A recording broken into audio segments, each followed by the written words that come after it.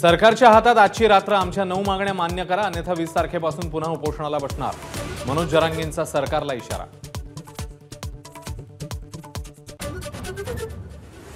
विधानसभेला 288 उमेदवार पाडायचे की उभे करायचे 20 तारखेला ठरवणार, मनोज जरांगेंचा इशारा. मागण्या मान्य न झाल्यास मुंबईला येणार, जरांगेंचं विधान. पंतप्रधान मोदींच्या हस्ते 29,400 कोटी रुपयांच्या विविध प्रकल्पांचं लोकार्पण आणि भूमिपूजन. मुंबई आणि महाराष्ट्राला जगातलं मोठं आर्थिक केंद्र बनवणार, मोदींचा विश्वास.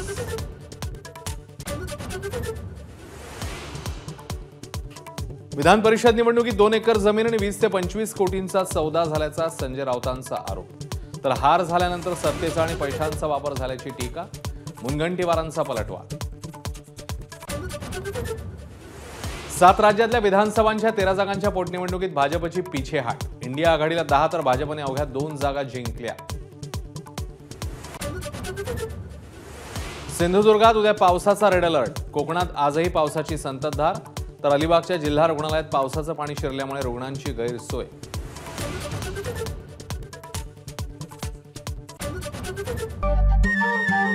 नमस्कार. मन शुद्ध तुझं ही वेगळ्याच प्रकारची मालिका तुम्हा सगळ्यांना खूप आवडली होती. याचा दुसरा सीझन कधी येणार अशी विचारणा झाली. प्रतीक्षा संपली आहे मित्रांनो. येतोय मन शुद्ध तुझचा दुसरा सीझन. होई मन शुद्ध